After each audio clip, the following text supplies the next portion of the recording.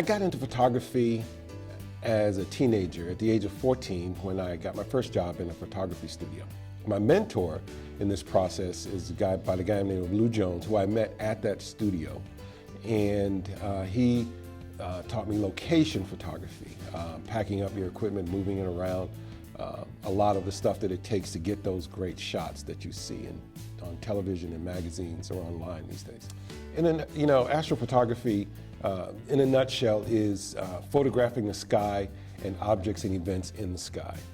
Like a lot of people, when I look up at the sky and you kind of wonder what's up there and you kind of know what's up there, but to capture images of it.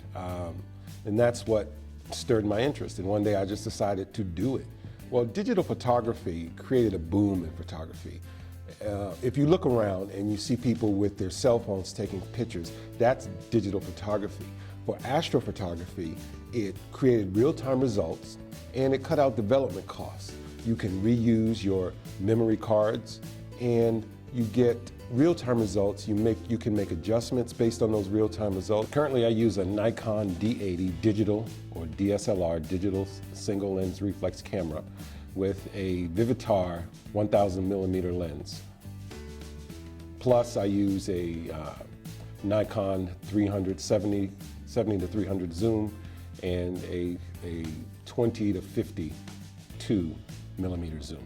When I'm taking photographs of extraterrestrial objects, I feel the same. I get the feeling as someone who is, let's say, a bird watcher, an ornithologist, or someone who's a hunter, where I capture an image and I feel a lot of satisfaction when I capture an image, because it takes preparation, it takes time, it takes calculation.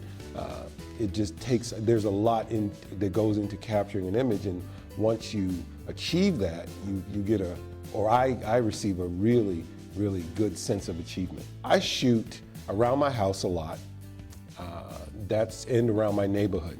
So I may shoot 10 steps from my front door. I live in the suburbs, so there's a minimum of light pollution. Also, I will drive around my neighborhood to different locations. Because I live in an older neighborhood, there are a lot of old, tall trees that obstruct my view of the sky. My greatest photos of the galaxy or my achievements to date are the moon. I've taken many shots of the moon in its different phases.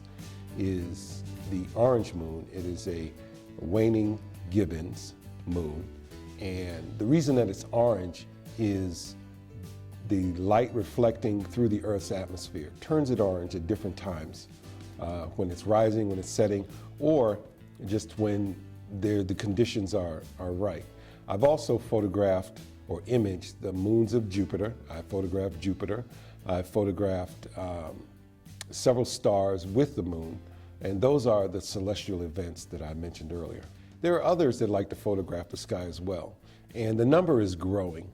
And the reason that the number is growing, or the major reason that the number is growing, is digital photography. As I mentioned earlier, it is the single thing that has caused an explosion in many areas of photography. So there are a lot of us out there. If someone asked me how to start off in astrophotography, the advice that I would give them would be to look around their house and see what type of photographic equipment that they have. You'll need a camera, preferably a DSLR, digital single lens reflex camera.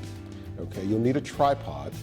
Okay, and if you have those around the house, and it doesn't matter, but if you have a camera and a tripod, just go outside at night and start taking pictures of the sky. The easiest object to take photos of is the moon, because it's the brightest object. When it's out, it's the brightest object out there.